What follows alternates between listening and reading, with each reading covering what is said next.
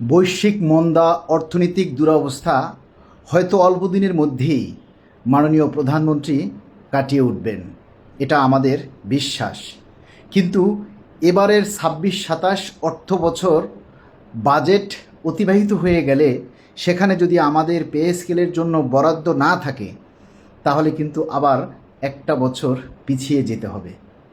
তাই সবার কাছে একটা বিনীত অনুরোধ, যারা মাননীয় প্রধানমন্ত্রী মহোদয়ের কাছাকাছি থাকেন, যারা মাননীয় প্রধানমন্ত্রী মহোদয়কে অনায়াসে বলতে পারেন, সেই মানুষদেরকে আমরা অনুরোধ করছি।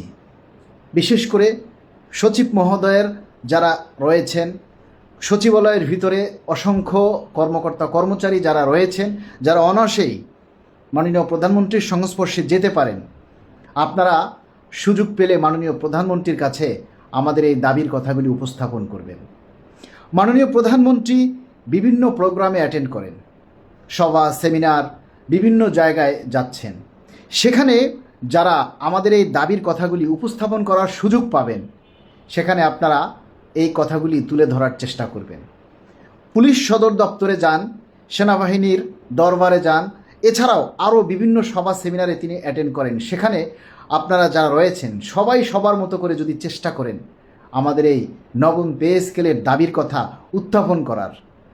পুলিশ সদর দপ্তরে যদি মাননীয় প্রধানমন্ত্রী কখনো যান, তখনও পুলিশ সদস্যদের মধ্যে যারা রয়েছেন, যদি কখনো সেনাবাহিনীর দরবারে যান, সেখানে সেনা সদস্য যারা রয়েছেন, বিভিন্ন গোয়েন্দা সংস্থায় যারা যুক্ত আছেন, যারা দেশে নিরাপত্তার স্বার্থে কাজ করছেন, বিশেষ করে এনএসআই, ডিজিএফআই, এসএসএফ যারা রয়েছেন, আপনারা দেশের নিরাপত্তার স্বার্থে, রাষ্ট্রের প্রধানদের নিরাপত্তার স্বার্থে কাজ করলেও আপনাদেরও পরিবার আছে, আপনাদেরও ক্ষুধা পায়, আপনাদেরও সেই ক্ষুধা নিবারণের জন্য খাবার খেতে হয়, আপনাদের ছেলেমেয়েরাও পড়াশোনা করে আপনাদের পরিবারকেও ভালো রাখতে হয়।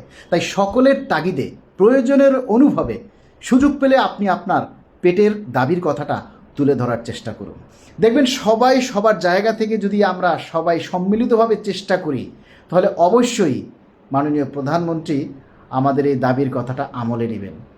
বিষয়টা অতীব গুরুত্ব, তাই গুরুত্ব দিয়ে আমরা সবাইকে অনুরোধ করছি, কর্মকর্তা কর্মচারী, বিশেষ করে মাননীয় প্রধানমন্ত্রীর আশেপাশে যারা থাকেন, তারা সবসময় মাননীয় প্রধানমন্ত্রীর কাছে কথা বলার সুযোগ পান। তারা একটু মেহেরবানি করে, একটু দয়া করে মাননীয় প্রধানমন্ত্রীর সামনে এই কথাটা নির্ভয়ে তুলুন। মাননীয় প্রধানমন্ত্রী মহানুভবতার সাথে আপনাদের কথাগুলি শুনবেন বলে আমরা আশা করি এবং বিশ্বাস করি।